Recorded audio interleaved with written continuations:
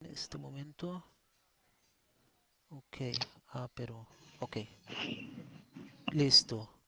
Bueno, ya, iniciando grabación entonces.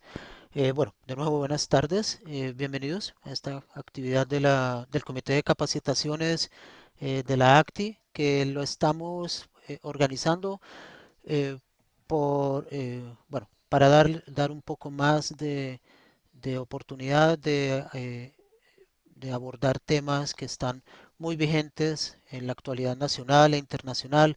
Todos estamos al tanto de la situación del cambio climático en el mundo, cómo están incrementándose esos índices en bueno, en ese aspecto. Se está hablando mucho ahora de la necesidad de pasar a fuentes de energías alternativas, de la transición energética y ahora pues también en la actual campaña presidencial en nuestro país también ha surgido mucho ese tema, ¿no? De la transición energética, pero muy pocos tal vez estamos al tanto de en qué consiste, cómo funciona, en qué estado se encuentra el país en ese aspecto y pues además de tener nosotros conocimientos lingüísticos para nuestra labor de traducción, es muy bueno también que estemos empapados de temas de actualidad que nos pueden surgir o no en nuestro campo o en nuestro diario de trabajo. Y pues para eso el comité ha planeado una serie de actividades durante este año. Esta sería la primera, tratando de retomar lo que se hacía anteriormente de las tertulias, que pues antes eran presenciales, ahora por situación de pandemia, pues por ahora las haremos virtuales. Ah, quiero entonces presentarles a nuestro invitado especial de hoy, Andrés Daboin. Eh, espero pronunciarlo bien. Andrés es ingeniero electricista en Siemens, con 16 años de experiencia en el sector de energía eléctrica, quien ha asumido diferentes responsabilidades dentro del mercado de Latinoamérica. Desde hace más de 6 años se desempeña como desarrollador de negocios para Siemens, enfocado en las líneas de producto necesarias para la transición energética, como lo son energía solar fotovoltaica, sistemas de almacenamiento de energía en baterías, infraestructura eléctrica para movilidad eléctrica y convertidores de 50 y 60 Hz para aplicaciones industriales. Andrés es el autor del libro El negocio de la energía eléctrica en creyones, una visión del sistema eléctrico para no electricistas, y de los artículos Reducción de costos mediante la implementación de sistemas de almacenamiento BESS, los sistemas de generación de energía híbrida como impulsores de las zonas no interconectadas, electromovilidad, una innovación eficiente y verde como el dinero, selección de inversores para granjas solares, el inversor solar, la mente maestra detrás de los parques solares fotovoltaicos, publicados en la revista Mundo Eléctrico. Entonces ya sin más preámbulos le doy la palabra a Andrés para que inicie con su presentación. Muchas gracias. Muchas gracias, Pablo, y muchas gracias a todos por la invitación y poder participar en este tipo de eventos que siempre enriquecen mucho el sector de energía. Y justamente un poco recordando el libro, eh, el objetivo que yo siempre he tenido es que necesitamos la participación de muchos sectores que no necesariamente conocen de ingeniería eléctrica o del sector de energía directamente, pero que su labor es importante para que este sector se siga desarrollando. Y bueno, justamente hoy, qué más diciente que este sector, ¿no? Eh, la presentación que voy a hacer es una presentación muy enfocada a público en general. No va a ser una presentación necesariamente técnica desde el punto de vista de kilovoltios y kiloamperios, sino más que todo buscando la manera de ver cómo estos cambios que vienen sobre la transición energética, sobre el sector de energía, nos impactan como personas, ¿no? Entonces, vamos a hacer un recorrido sobre algunos conceptos. Obviamente, como estamos en base en Colombia, hablaremos de la situación de mercados colombiana y haré algunas notas para extrapolar esta información hacia el resto del mundo. Ya mencionaste un poco la trayectoria que yo tengo, así que no voy a ahondar mucho más acá. Y una de las cosas que yo considero importante es tener presentes los factores claves para el desarrollo de los proyectos asociados a la transición energética. Y es que este sector es un sector que predominantemente se enfoca en la innovación, en la eficiencia energética y económica y en lo que es las inversiones de largo plazo y los conceptos que son la bancabilidad. El negocio de la energía eléctrica está basado en eficiencia energética y económica, es decir, cualquier decisión que nosotros tomemos dentro de un proyecto tendrá que haber sido pasado a través de un filtro técnico-económico, en la parte técnica cumplir con las normas y la necesidad que se tiene, y en la parte económica considerando que pueden haber múltiples soluciones para el mismo problema, hay que evaluarlos desde el punto de vista económico para tomar la mejor decisión. Todos los días hay innovación. Aunque no me lo crean, en el sector de energía tradicional, las innovaciones son poco periódicas. Terminamos teniendo innovaciones a lo mejor cada 5 o 10 años.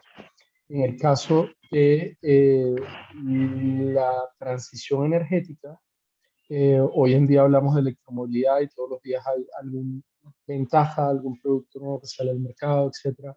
A nivel de energía solar, a nivel de baterías, etcétera, hay muchas innovaciones. Y en ese sentido, tenemos que estar súper alertas en este sector para poder entender cómo incorporarlo. Pero esas innovaciones no solamente surgen desde el punto de vista técnico, también surgen desde el punto de vista comercial, de la forma de contratación, de la forma de promocionar las tecnologías, de muchas maneras que van más allá de simplemente las aspecto. Y finalmente, a veces no es tan obvio, pero los proyectos de energía son proyectos de larga data. Nosotros compramos una planta de generación, digámoslo así, eh, a nivel país, o hacemos una transformación a nivel país, esperando retornos a larga data. Un poco como sería comprar una vivienda o un apartamento. Y en ese sentido hay un término que se usa mucho en el sector, que es el término que se llama la bancabilidad. ¿Qué significa este término de bancabilidad? Es el análisis técnico del sector bancario que determina si el proyecto en todo su concepto tiene la posibilidad de lograr ser bancable, financiable, interesante desde el punto de vista económico. Y en ese sentido, dentro de esa bancabilidad, no solamente se estudia los aspectos económicos de retorno de inversión, cuánto hay que dinero poner en la inversión y cómo me va a retornar el dinero, sino también se evalúan los temas asociados al riesgo. Yo pienso que todos en algún momento de la vida nos ha tocado comprar algún equipo tecnológico que puede llegar hasta ser una impresora, digámoslo así, y en algún momento se nos daña una pieza y después tenemos que ir a repararla y nos damos cuenta de que la pieza o la reparación puede llegar a ser tan caro eh, como vale la pena comprar otro equipo, digamos, otro equipo de características similares o así. Eh, digamos que eso sería parte de lo que se analiza dentro de la bancabilidad y es justamente entender qué tan confiable es la tecnología, si falla, cómo la voy a reparar, si falla, cuánto tiempo me va a tardar en repararla o en reponerla, etcétera. Ese tema de bancabilidad yo incluso lo asocio un poco con algunos ejemplos y perdóname que me demore un poco en esta explicación del término, pero es sumamente importante entenderlo. Nuevamente, estamos haciendo inversiones de millones de dólares y esas inversiones tenemos que garantizar que nos van a dar el retorno. Y el retorno de inversión no es un retorno a corto plazo, termina siendo a varios años que superan las décadas. Entonces, por ejemplo, yo pongo el ejemplo de si ustedes estarían dispuestos a comprar por una plataforma electrónica, como decir AliExpress, un producto de alta gama, de alto costo, desde el punto de vista personal. Algunas personas que compramos por medios electrónicos podríamos estar dispuestas, otras no. Y ese miedo de comprar algo donde vamos a invertir varios miles de dólares, por ejemplo, si fuera un celular de alta gama o así, podría estarnos, ese miedo de comprarlo podría ser la sensación del análisis de bancabilidad. Entonces, no es solamente el producto podría ser un producto de alta gama, de una marca reconocida, pero el medio por el cual compramos nos da algunos miedos o riesgos. Y esos miedos se traducen en riesgos y riesgos económicos. ¿Qué pasa si el equipo falla? ¿Cómo voy a lograr acceder a ese fabricante que me vendió o a ese vendedor que me vendió desde China, por ejemplo, el producto? Digo China, igual podría haber sido Europa. Entonces, eso es parte de lo que se hace en los análisis de bancabilidad. No solamente es el producto, no solamente es la tecnología, sino también es el canal y la relación comercial. Otro ejemplo que pongo en este sentido es el tema del tiempo de la garantía. En estos sectores llegan a haber garantías que pueden superar los 10 y hasta los 20 años.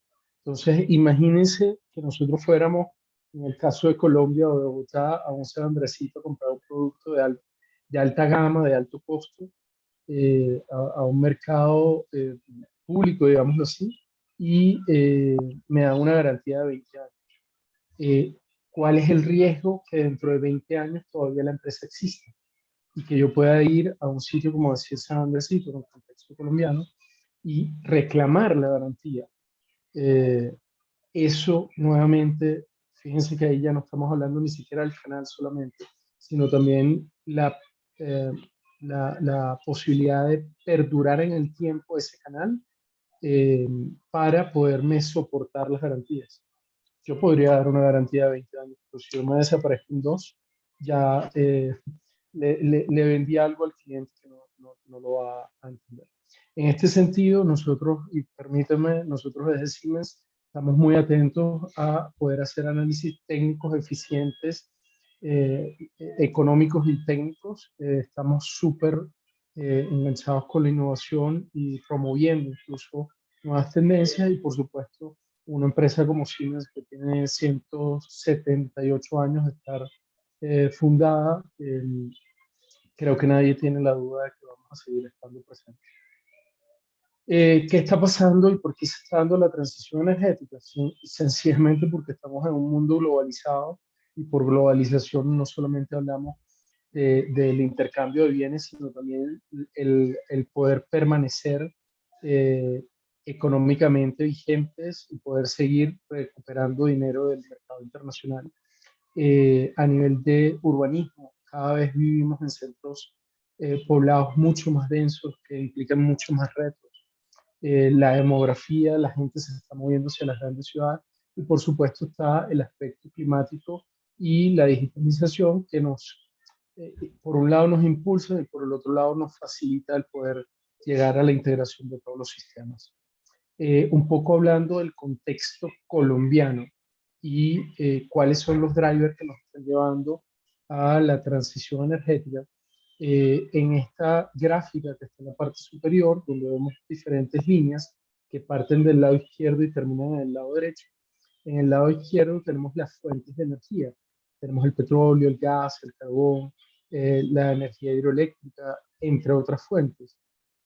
Y a mano derecha tenemos el uso final de la energía, por ejemplo, el transporte, la industria, la parte residencial, el comercio, entre otros sectores. Y en el medio lo que estamos viendo es cómo esa cadena, desde el punto de inicio de la fuente de energía, se va transformando hasta llegar al uso final de la energía. Si vemos y analizamos la gráfica, vemos que el petróleo directamente se transforma en transporte. Y esto es bastante normal, digamos, a nivel mundial, no solamente acá en Colombia, ya que la mayor parte de nuestros vehículos son impulsados por gasolina. Eh, Esta gráfica muestra cómo fue el consumo energético desde el 1 de enero del 2018, desde enero del 2018 hasta diciembre del 2018. Entonces es el ejercicio de un solo año. ¿Ok? Y durante ese año el consumo de petróleo fue del 40% y la energía, desde el punto de vista de partida, fue del 42%. Hay un 2% que se deriva hacia otros sectores, como por ejemplo el sector de generación de energía nuclear. Disculpe, ¿me permite un segundo para moverme de sitio?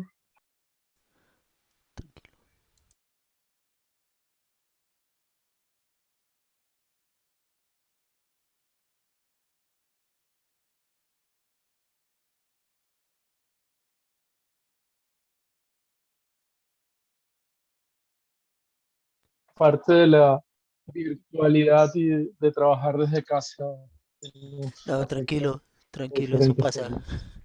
Gracias. Eh, bueno, este es el escenario de consumo energético. Sin embargo, a este escenario de consumo energético, donde vemos que tenemos una alta dependencia del petróleo, sobre todo por el transporte, tenemos que adicionarle cuál es el recurso energético que tenemos como país. Y en ese sentido, acá abajo tenemos un reporte de, por ejemplo, el periódico de La República, donde podemos ver que el petróleo tiene una proyección de vida de 6 años más. Eso significa que si seguimos consumiendo el petróleo como lo consumíamos en el 2018, nos quedaban apenas 6 años de combustible. A nivel de gas, tenemos una proyección de alrededor de 10 años. Si seguíamos con el consumo de petróleo como lo teníamos en el 2018, pues nos quedaban 10 años de combustible. Y aquí viene la pregunta, ¿y qué pasa después? ¿Qué pasa en el escenario de que se nos acaba el petróleo? En ese escenario, imagínense todos los bienes y productos que Colombia produce para consumo interno e incluso para exportación. ¿Qué pasará? Yo pongo un ejemplo súper representativo por el mercado colombiano desde el punto de vista de idiosincrasia país y es el tema del café. Imagínense nosotros que tenemos que transportar el café, hacer todo un proceso para poderlo aprovechar y adicionalmente a eso sacarlo del país y llevarlo a los mercados internacionales para venderlo y a través de esa venta soportar la estructura de personas que tenemos detrás del café. Imagínense que nosotros no nos moviéramos al sector a hacer una transición energética y se nos acaba el petróleo. Nos va a tocar comprar en el mercado internacional petróleo. ¿Y a qué precio lo vamos a comprar? Probablemente va a ser un precio bastante alto. Hay diferentes razones por las cuales el petróleo o la energía en términos generales se incrementa. Y por ejemplo, ahorita estamos viviendo la crisis de Rusia con Ucrania, que ha incrementado el costo de energía en Europa de forma significativa, casi el doble, y que de alguna forma incluso acá en Colombia lo vemos en las estaciones de servicio cuando vamos a tanquear.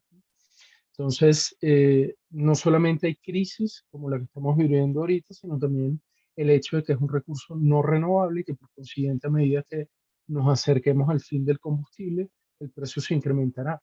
Pero es importante resaltar que dependiendo de nuestro país y las reservas petroleras que tengamos, eh, nuestro cambio económico de la fuente de energía se puede dar más o menos rápido.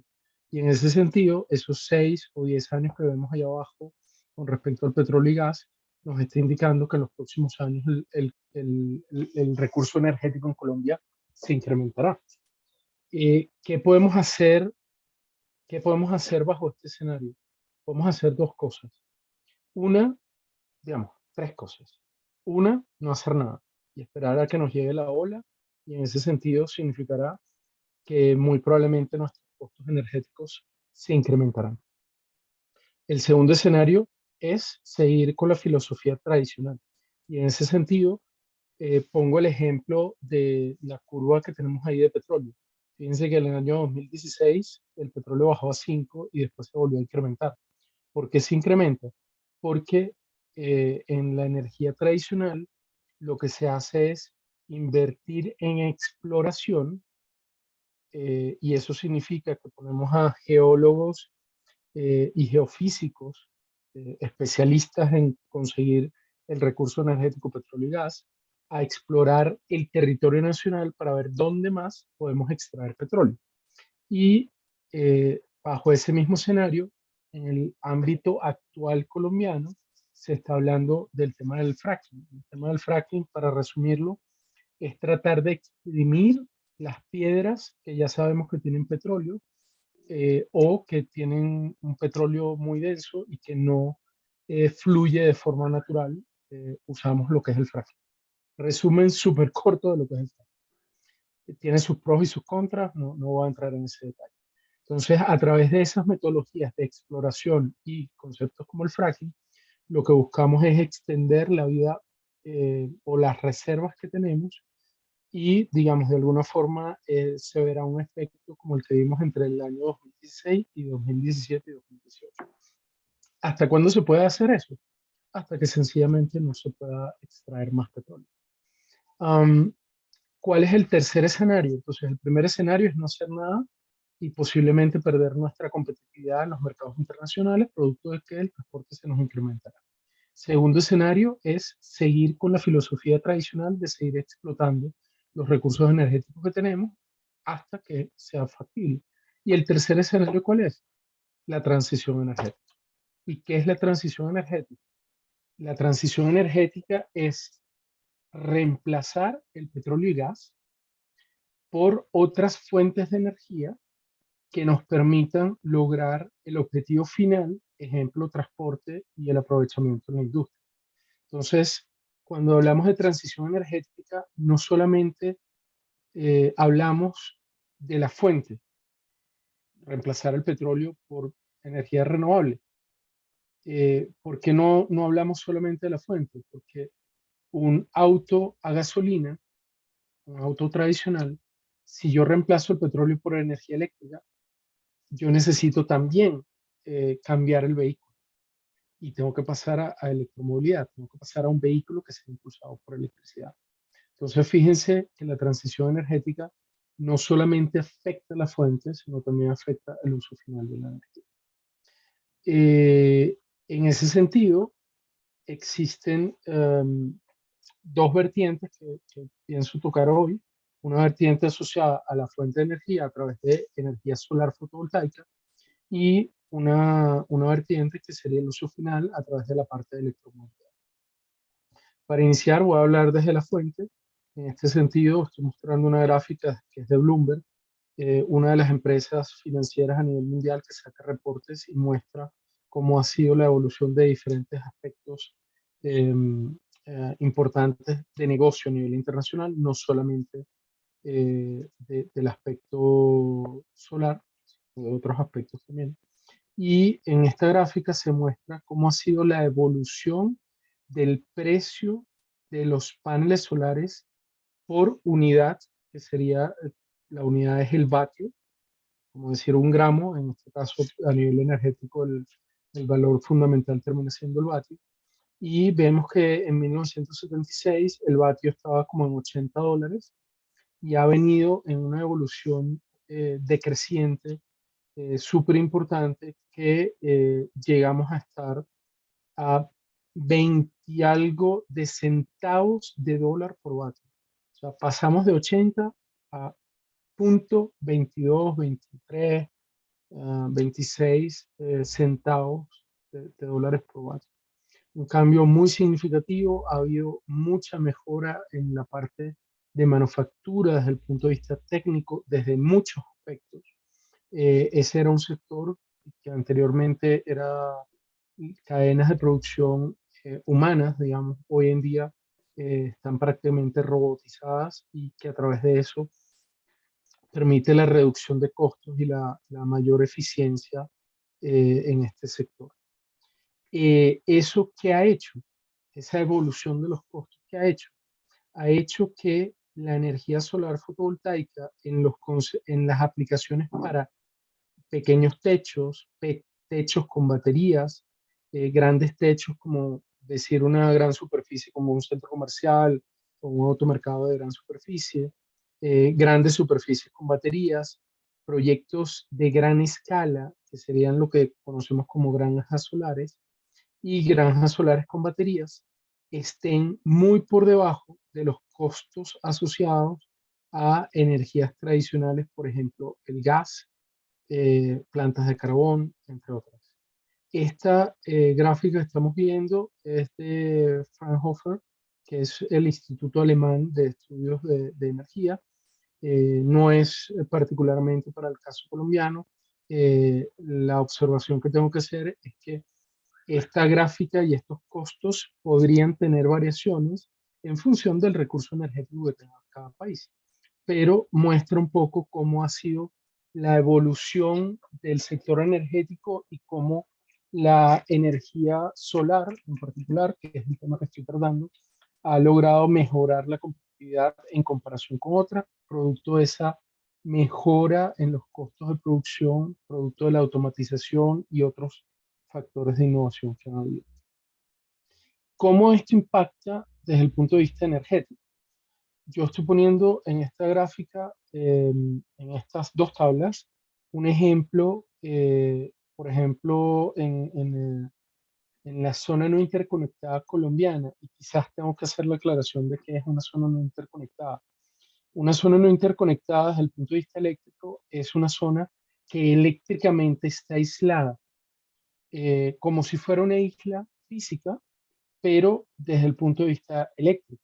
Entonces, las zonas no interconectadas terminan siendo la zona sur de Colombia, donde no llega la red eléctrica que tenemos a nivel nacional. Este escenario se replica en muchos países y por supuesto las islas terminan siendo zonas no interconectadas. En esas zonas, debido a diferentes razones, pueden llegar a ser zonas donde se quema combustible fósil para poder sostener el sistema eléctrico. Esa energía fósil llega a costar $350 el megavatio hora. Y simplemente por poner un ejemplo matemático, esto es ficticio, pero el análisis es completamente viable para zonas no interconectadas, podríamos tener 8 megavatios hora que producir para sostener el sistema a $350. Eso significaría $2.800 para esos 8 megavatios. Los sistemas hidráulicos son súper económicos y, ejemplo, vamos a depender fundamentalmente de si está o no el recurso. Si hablamos de una isla, en una isla no va a haber un río que nos permita aprovechar. Si hablamos de una zona, como decir el Amazonas colombiano, probablemente podríamos conseguir un río que nos pueda dar algo de energía. Y, por ejemplo, acá estoy ponderándolo como si fuera un 2 megavatios hora.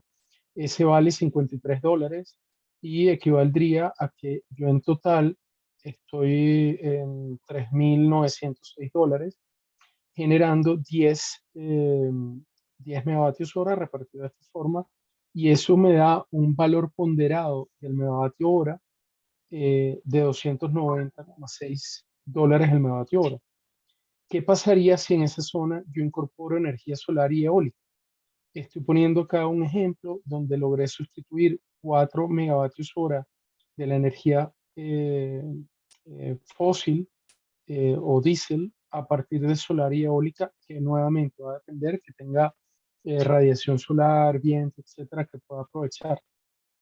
Pero si ese escenario se diera, nuevamente hago una suma ponderada donde los 4 megavatios que le quito a la diésel lo reparto en eólico y solar, podría llegar a bajar un poco más, quedaría por encima de la mitad, pero creo que es bastante evidente el impacto favorable que tendría la incorporación de este tipo de tecnología.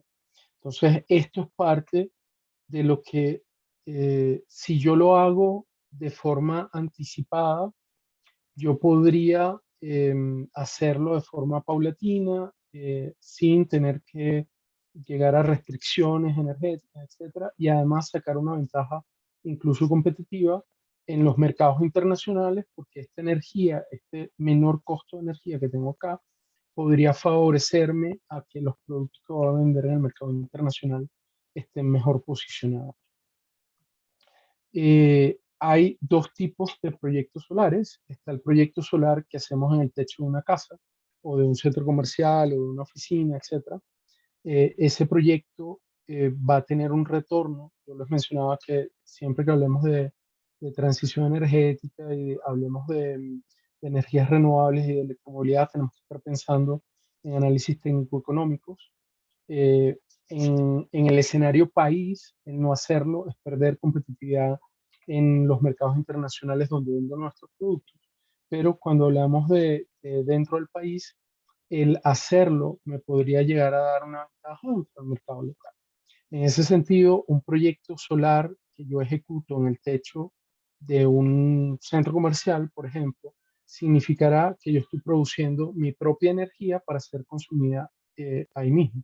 En ese sentido, yo dejé de comprar energía de la red eh, que fue generada, transmitida, distribuida y que hay una serie de conceptos adicionales que impactan en el costo de tarifa. Esos proyectos son proyectos de autogeneración y que llegan a ser bastante atractivos. No todos los podemos hacer, digamos los que vivimos en un edificio, eh, dependiendo de si tuviéramos o no una terraza y cuánto sol le pueda entrar a nuestro apartamento, etcétera, podría ser que nosotros tuviéramos la oportunidad de incorporarlos, como podría ser que no. Eh, Sin embargo, se le puede sacar provecho a la energía a partir de los techos de los edificios. Otro de los conceptos es ya entrar a reemplazar las plantas de generación que hay a nivel nacional o en el área donde yo estoy a través de un proyecto solar. Entonces, estos proyectos son retribuidos eh, porque participan de lo que se conoce como generación, un pedazo de la generación. Y pues como vieron al principio, dentro de mi responsabilidad también está lo que se conoce como BESS, que es el Battery Energy Storage System, que son los sistemas de almacenamiento de energía en baterías y que ayudan a aprovechar restricciones y problemas que pueden haber en la red para dar un servicio complementario, se diría. Las baterías no es una fuente de energía, es un sistema que permite almacenar energía de otra fuente, no necesariamente tiene que ser solar, para lograr sacarle una ventaja al sistema producto de ese almacenamiento. Es el equivalente en el sector eléctrico, como decir los tanques de agua en el sector hidráulico.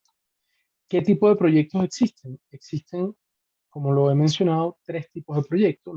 Los proyectos residenciales, los proyectos de techos de gran escala, como serían los centros comerciales, entre otros, y los proyectos tipo granjas solares, que en Colombia ya estamos ejecutando este tipo de proyectos.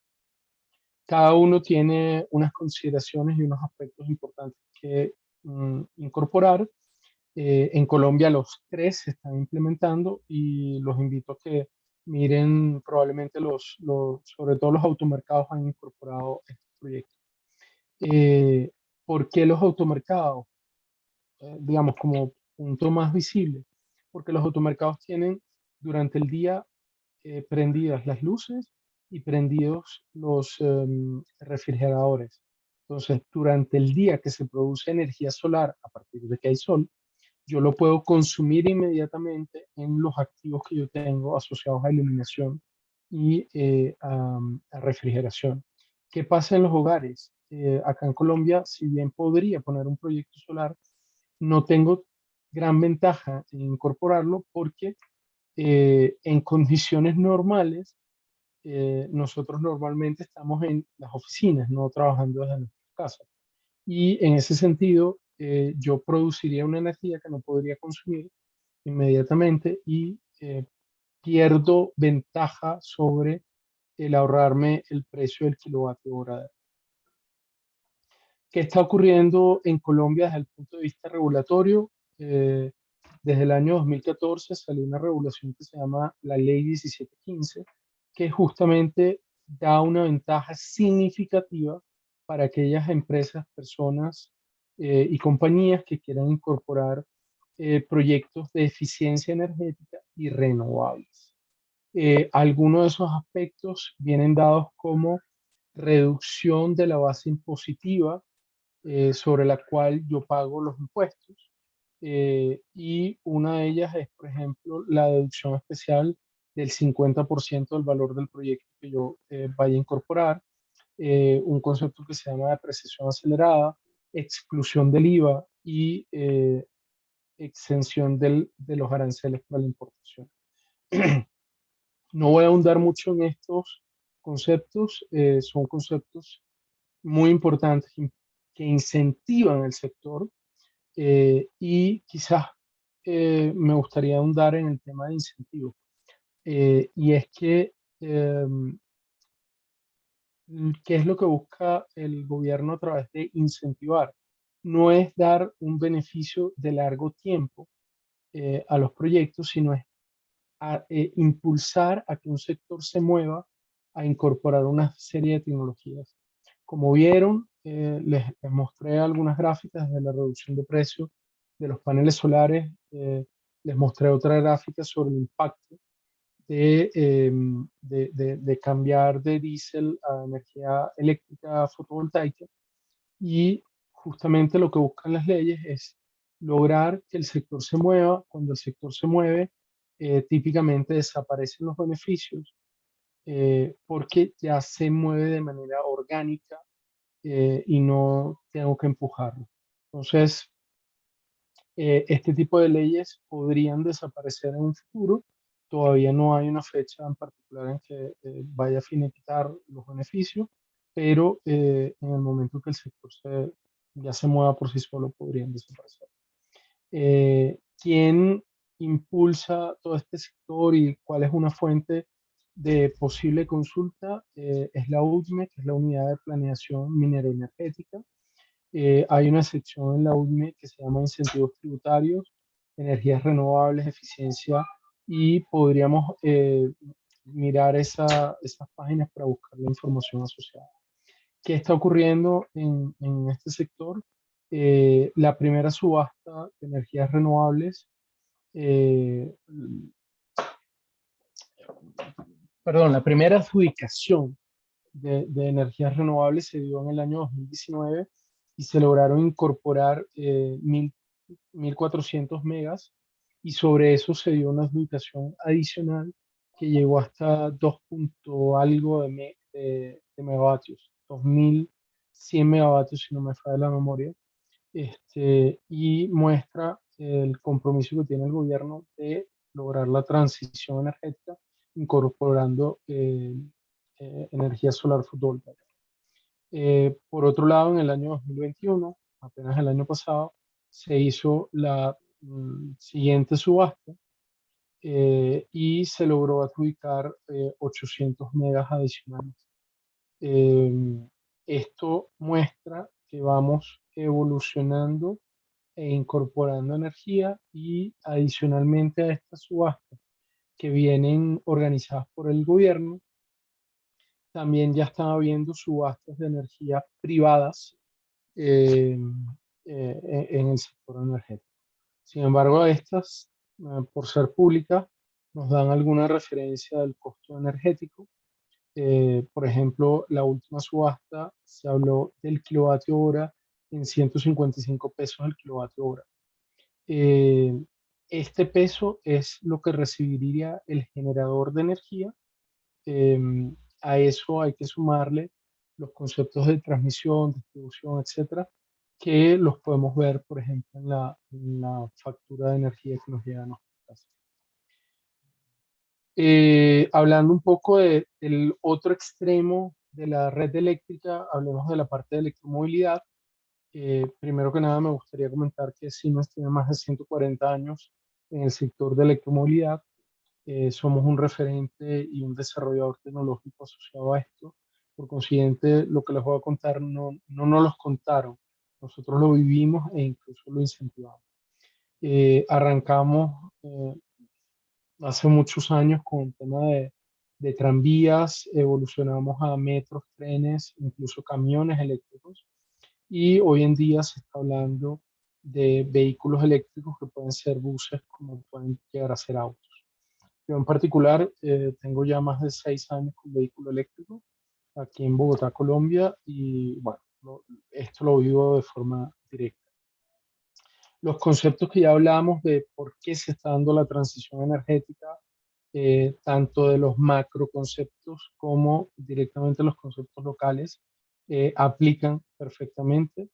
Y a mí siempre me gusta ponerle valores económicos a, a- a estos conceptos, porque hablamos de la transición de energía como una forma de aplacar el calentamiento global, hablamos de cómo la transición energética es indispensable para que el mundo y la vida siga, pero yo siento que no solamente hay que hablar de la parte verde de los árboles, sino también hay que hablar de la parte verde económica, digamos. Cuando digo verde me refiero al verde del dinero, digamos así.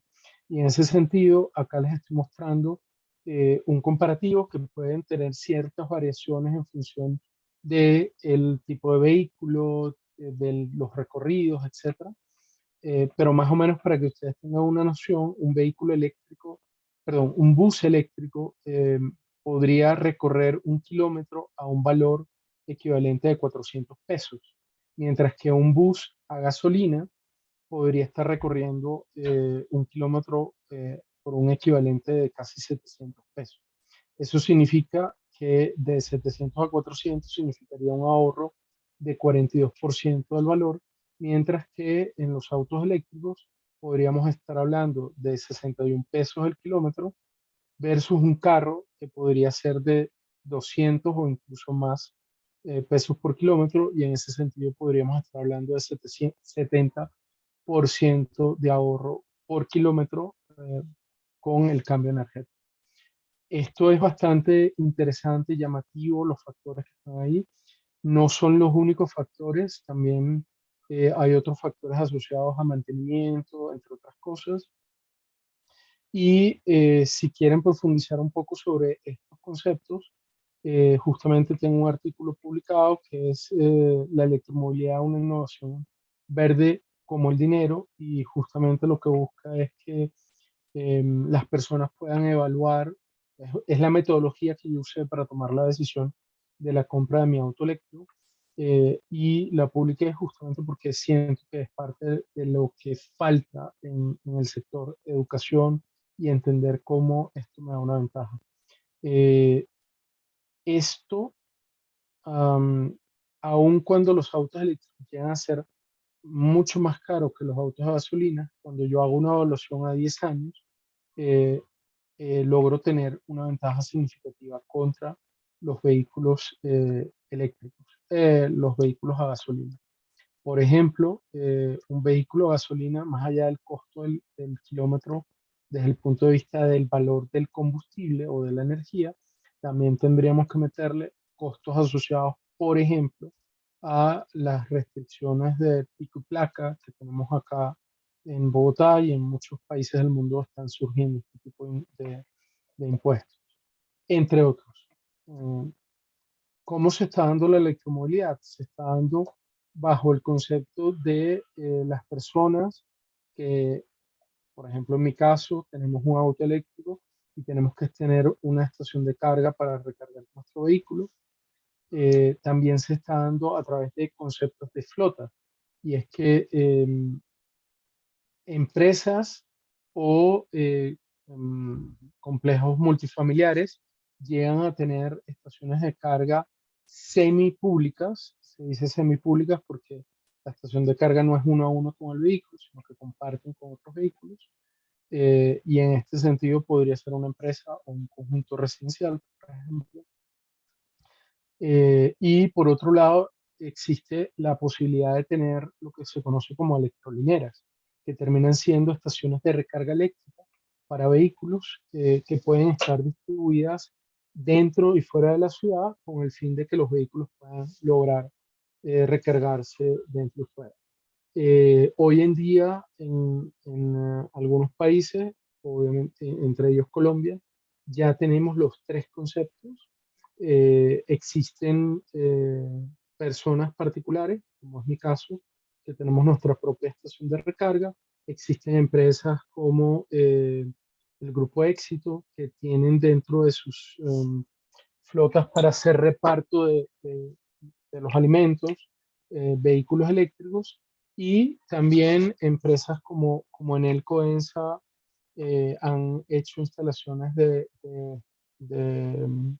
electrolineras en diferentes partes de Bogotá o incluso Celsia o EPM en sus regiones, ¿no? Eh, si me preguntaran si es suficiente, no, todavía faltan muchas instalaciones y cada región, país puede tener drivers diferentes para la necesidad de la electromovilidad, ¿no?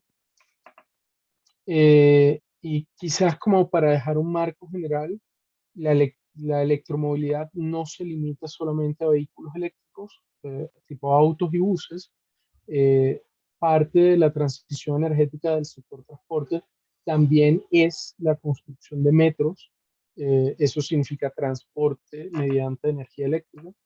Y también pueden llegar otro tipo de tecnologías como serían metros y autopistas eléctricas donde camiones y buses podrían ir conectados como si fueran tranvías. ¿Ok? También existe un concepto que está muy de moda últimamente, que es el concepto de la micromovilidad, donde hablamos de patinetas, bicicletas y motos impulsadas por energía eléctrica a través de baterías. Eso también hace parte de la transición energética.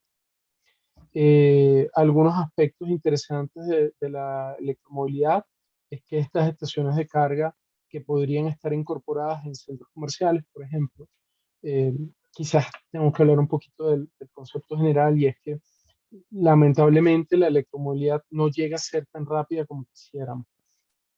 Se habla de que un auto para recargarse hasta el 80% se podría estar demorando 45 minutos. Y en ese sentido, vamos a tener incluso una transformación de las estaciones de recarga o de las estaciones de servicio, donde podríamos empezar a tener más bien un centro comercial, un automercado, un restaurante, que podrían llegar a tener las estaciones de carga, y por consiguiente yo mientras estoy recargando mi auto pues me voy a hacer las compras o cosas por el estilo. En ese sentido, las estaciones de recarga en la parte superior terminan teniendo luces que me permiten saber si la estación de recarga está activa, está buena, si puedo, si está disponible, etcétera. Y también existe todo el concepto de digitalización para que los tres grupos de personas interesados en saber qué está pasando con la estación puedan tener acceso. ¿Quiénes son esos tres grupos de personas? Termina siendo el usuario del vehículo eléctrico que quiere saber dónde está disponible la estación de carga. eh, Termina siendo la persona que tiene que ir a repararla si se llega a presentar una falla. Y en tercer punto está el dueño de la infraestructura que le está vendiendo la energía a los usuarios. Entonces, esa otra persona tendrá que tener una visión diferente sobre la estación de carga. También están aspectos como la accesibilidad a la estación desde el punto de vista del usuario, llegan a tener un papel muy importante. Para incorporar toda esta tecnología hay que lograr tener una planeación previa. Entendamos que una estación de recarga puede llegar a tener una demanda energética más alta que varios casas o hogares. Tener el hardware ideal para la infraestructura, tener los software de gestión e incluso el servicio postventa que nos permita garantizar que las instalaciones operen de manera correcta. ¿Qué está pasando a nivel de electromovilidad en Colombia en particular? Es que el gobierno ha empezado a incentivar la electromovilidad nuevamente, buscando la manera de que el sector se mueva por sí mismo desde diferentes ámbitos. Y dentro de esos ámbitos entran aspectos que impulsan la transformación del sector de movilidad pública como el sector de movilidad personal. Uno de ellos es la ley 1964, desde mi punto de vista la más representativa que ha salido hasta ahora, del 2019. Ha habido un incremento significativo en la venta de vehículos y aquí muestra un poco la proyección que hay a nivel mundial, nuevamente Bloomberg, aparece acá, y hoy en día es prácticamente mínimo la participación que tenemos a nivel mundial. Sin embargo, se espera que para el año 2040 más del 55% de los vehículos que se vendan a nivel internacional sean vehículos eléctricos. ¿Qué está ocurriendo en el mercado colombiano? Discúlpeme, pero aquí les muestro solamente la comparación del 19 contra el 20. El 20 contra el 21 se duplicó el mercado con respecto a lo que teníamos en el 2020. Y inclusive estando en época de COVID se creció. Del 19 al 20, fíjense que hubo un incremento del 86% para autos, camionetas 81, vehículos comerciales que se entienden buses en este sector, 352%, camiones de carga 71%, vans 25%, taxis se redujo, pero fíjense los números son muy pequeños. Y en el caso de motos, fíjense que inclusive cuando el año 2020 fue año de COVID, fíjense que los números se mantuvieron, apenas un 6% de reducción. Entonces, esto muestra, esto lo pueden consultar en Andemos, que es la Asociación Nacional de Movilidad Sostenible.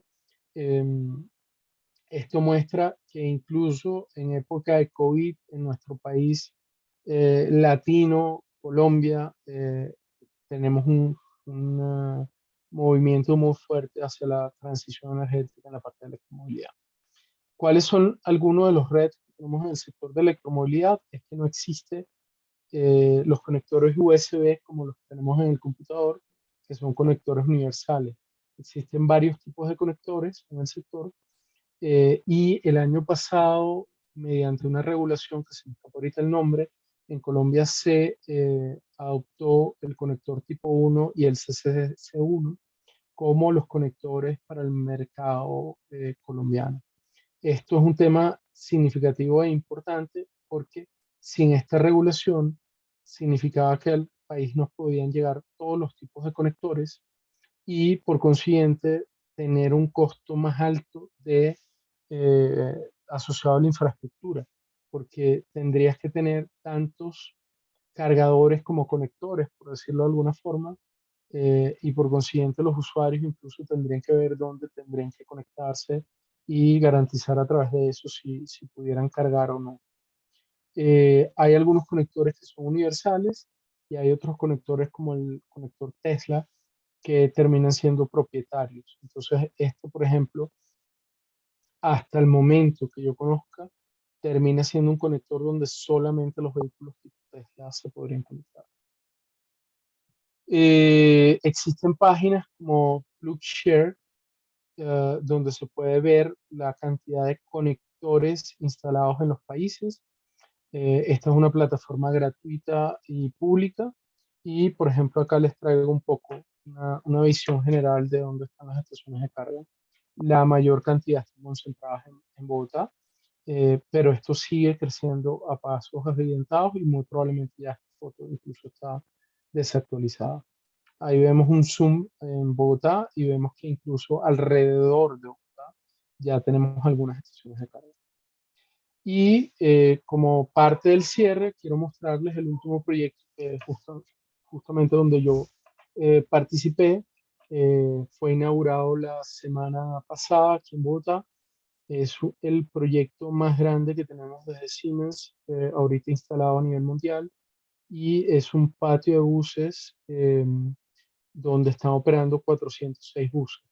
Nosotros desde Siemens somos proveedores de la infraestructura de carga, como ese equipo que ven ahorita en la pantalla.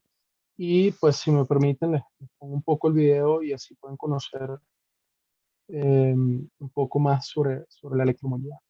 ¿Me confirman si se oye, por favor?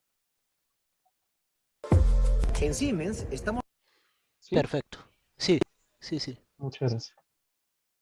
orgullosos de contribuir a este proyecto, donde con 119 cargadores que atienden a casi 400 buses, representa la estación de carga de buses eléctricos más importante de América y Europa. Quiero darle un saludo muy especial a todo el equipo de Siemens en Colombia. Estamos inaugurando la operación de buses eléctricos más grande en Latinoamérica, y yo pensaría que una de las más grandes del mundo, y esto no lo podríamos hacer sin nuestro partner en todo el tema de la tecnología eléctrica que hicimos. Un patio que fácilmente pudo haber demandado 3 veces más su potencia en infraestructura. Optimizamos gracias a la tecnología que tenemos aquí montada con Siemens. Un acompañamiento de la gente de servicios muy importante. Le pusieron el alma en los momentos que más estábamos. Uno recorre este patio y creo que hay por lo menos 300 o 400 puntos donde sale el nombre de Siemens. Eso dice mucho de una empresa sin la cual no hubiéramos podido hacer este proyecto. Entonces, de verdad, muchísimas gracias a todo el equipo de Siemens en Colombia. Aquí también han participado empresas como Colombiana, como Siemens, como BMO, como Conexión Móvil, Cable Móvil, en fin. Es un gran esfuerzo colectivo y por eso es tan bello. Con esto, damos un gran paso hacia la movilidad sostenible aquí en Colombia.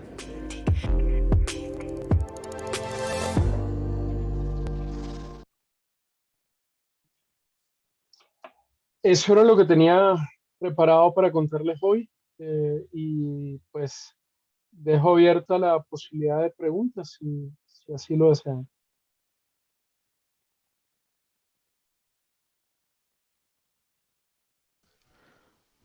Bien, gracias Andrés por tu presentación y bueno, como dice Andrés, damos entonces ahora el paso a preguntas de los asistentes y si tienen alguna duda, alguna inquietud sobre la charla.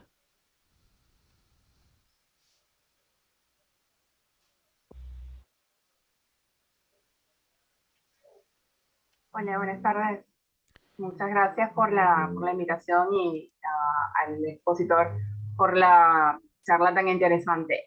Me gustaría saber si Siemens tiene alguna página o alguna opción de recursos terminológicos sobre estas tecnologías que sea útil para nosotros los traductores al momento de hacer consultas específicamente sobre esta área. Si hay Mira, alguna...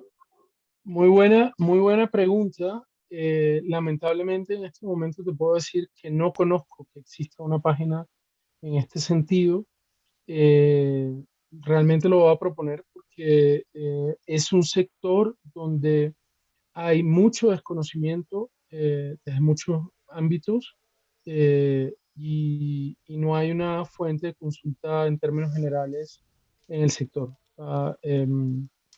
Y imagínate, esperamos que cualquier persona en cualquier parte del mundo pueda entender la diferencia que hay entre un vehículo eléctrico, entre un vehículo híbrido y un vehículo híbrido enchufable. Simplemente estoy poniendo un ejemplo no espero que sepan qué es, ojalá y sí, pero justamente es una muestra de lo que falta en el sector. Lo voy a proponer al interior de la compañía si podríamos desarrollar algo en este sentido. Muchas Pero no gracias. conozco, lamentablemente no. Sería interesante poder contar con esas fuentes, o si no las Sí, hay, sería también una fuente digamos, de trabajo para traductores y terminólogos para crear esos recursos, ¿no? Sería interesantísimo. claro. Coincido. Ivana, tú tenías una pregunta, creo. Sí, Pablo, gracias. Andrés, muchas gracias. Muy esclarecedora la charla y sencilla. Es más curiosidad. ¿Y Colombia cómo está comparado con el resto de la región en términos de esa adopción de esas energías? Y me quedó la duda de esas áreas o regiones que tú dices que no tienen interconexión. Si en otros países es igual, porque yo creo que aquí estamos muy mal en eso. Bueno, gracias por la pregunta porque quizás no lo profundicé, pero te cuento que hoy en día a nivel de Colombia, en la parte de electromovilidad, tenemos la flota de buses eléctricos para el sector de transporte masivo, como decir Transmilenio y el resto de operaciones que tenemos en Bogotá, como el mío. La flota más grande, hasta donde yo conozco, del mundo fuera de Asia. En Asia, que es uno de los sitios donde se producen justamente la parte de la tecnología, en particular la parte de baterías, ¿sí? Entiendo por qué abres la boca, ¿sí? El muñequito que pusiste. Eh, eh, Realmente en Colombia vamos muy fuerte, muy, muy fuerte. Y nos estamos peleando ese título junto con Chile. Y vuelvo e insisto, es un título a nivel de el mundo fuera de Asia. Am, y muy francamente, no es un título que vaya a mantener Colombia ni Chile. Pues Chile es una población mucho menor que Colombia, pero definitivamente Brasil o el mismo Estados Unidos o México, en algún momento, cuando se empiecen a mover, nos van a dejar muy, muy rápidamente atrás. Pero así estamos parados con respecto a la electromovilidad. Con respecto a la parte de energía solar fotovoltaica o renovables en términos generales, mira, Colombia es un país bendecido desde el punto de vista energético, en particular a nivel de hidroeléctricas tenemos cosas muy importantes y hablando del sector de energía eléctrica, yo les mostré un diagrama donde veíamos toda la energía que consumimos a nivel país, pero si hablamos del sector de energía eléctrica, nosotros consumimos alrededor de un 90%, un poco más, un poco menos, dependiendo del año, a partir de fuente hidroeléctrica. Y esto se replica no solamente en Colombia, también se replica en los países andinos principalmente. En ese sentido, de forma tradicional, tenemos un impacto muy significativo de energías renovables que consumimos desde el punto de vista de energía eléctrica. Y yo no puedo querer transformar de petróleo a energía eléctrica e incorporar proyectos renovables si no tengo el consumo. Y en ese sentido, el crecimiento que estamos teniendo desde el punto de vista de fuente de energía tiene que ir muy de la mano de la parte de consumo de energía eléctrica al mismo sentido, porque si no tendríamos un despropósito en el sentido de que invertimos en algo que no le estamos sacando la rentabilidad, ¿no? Y cuando digo la rentabilidad me refiero a poder usar esa fuente de energía. Hay cosas por resolver a nivel de la red eléctrica desde muchos puntos de vista. Hay muchos trabajos que se están haciendo, incluso sociales, para poder incorporar esto. Tengo la dicha incluso de participar a través de la Fundación Siemens en algunos proyectos que hemos hecho en La Guajira y en otras zonas a nivel nacional para justamente dar a conocer las tecnologías, explicar cómo nos van a impactar favorablemente las tecnologías y poderlas incorporar. Entonces, hace falta muchas cosas, pero no estamos tan mal como normalmente pensamos que estamos. Me da orgullo poder decir que soy partícipe de este sector y estar trabajando en proyectos como el que les mostré ahorita de buses eléctricos y otros proyectos de granjas solares y así. Hay mucho por hacer, pero no vamos tan mal.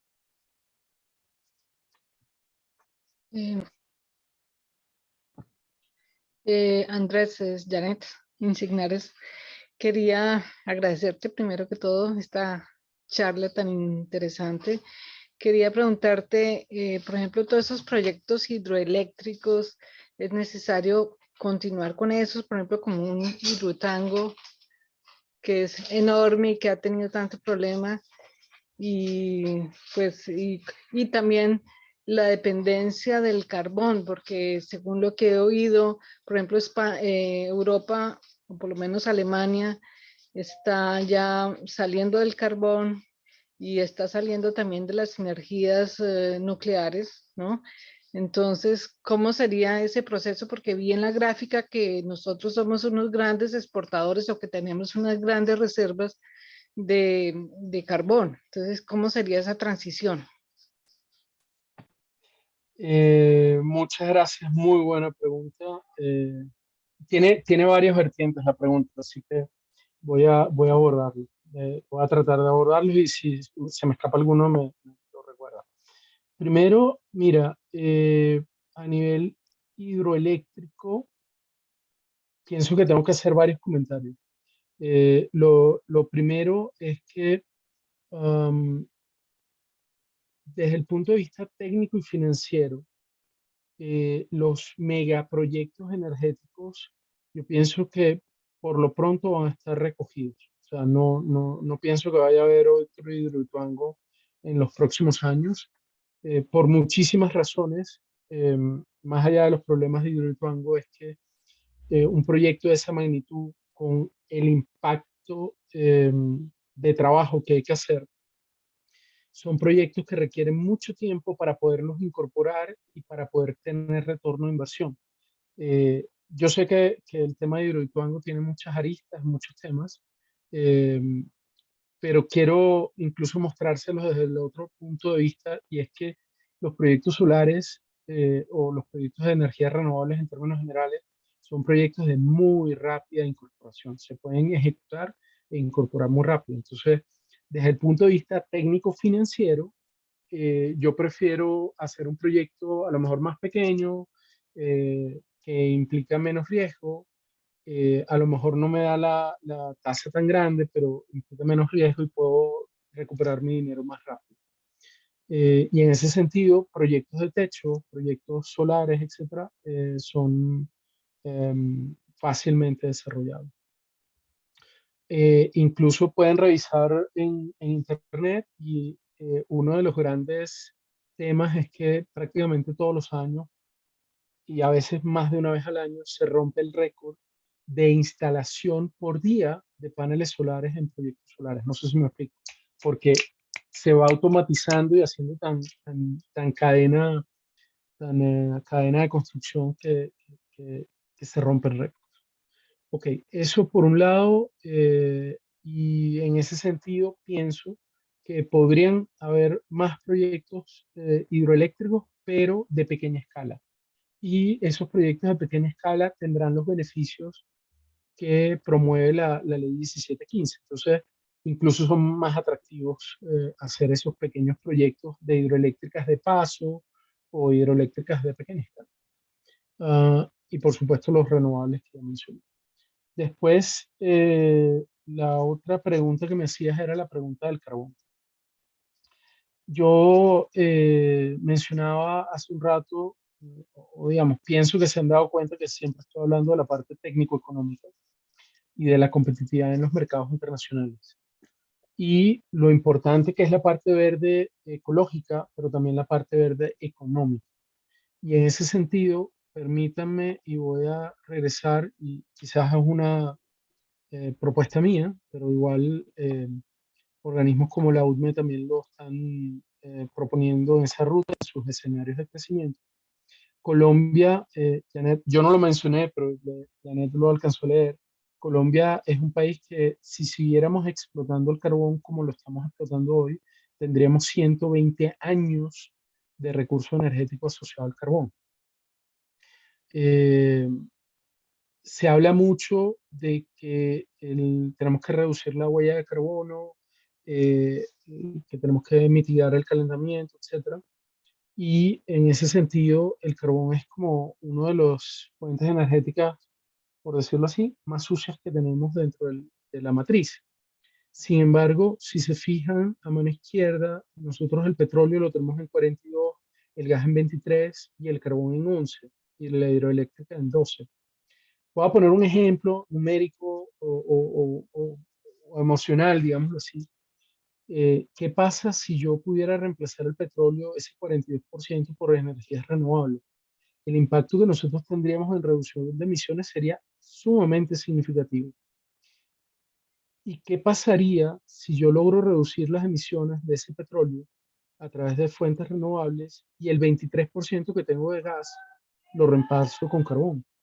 Desde el punto de vista de emisiones, tendríamos una reducción de emisiones. No sé exactamente los porcentajes, etcétera, pero desde el punto de vista de emisiones, podríamos llegar a tener, podríamos explotar carbón desde el punto de vista energético, logrando reducción de emisiones. Y desde el punto de vista económico, digamos, esa parte que les dije de las emisiones sería la parte verde ecológica, ahora hablemos de la parte verde económica. Les pregunto, ¿quién nos va a comprar el carbón colombiano por los próximos 120 años? Cuando todo el mundo está tratando de apagar las fuentes de carbón. Probablemente nadie. Y probablemente ese carbón no valga nada. Hoy en día ya no vale prácticamente nada. Imagínense dentro de unos años más. Entonces, nosotros tenemos un recurso energético con un precio muy bajo y con un potencial de explotación y aún así poder mitigar las emisiones como país que tendríamos. Entonces, no sé si quedó lo suficientemente claro, pero espero que sí. Pero una de las proyecciones que se está hablando en Colombia es el poder crecer a nivel de recurso energético, inclusive a través del carbón, cumpliendo la reducción de emisiones que se pueden. Ok. Claro, Janet, ¿sí? Sí, sí, perfecto. Muchas gracias. Muy interesante. Nuevamente, no estoy diciendo que sea así, pero tendría bastante lógica que fuéramos sobre esa ruta de incluso incorporar algo más de carbón dentro de nuestra matriz. Opinión, quizás. Ok. ¿Alguien más tiene alguna inquietud, alguna pregunta?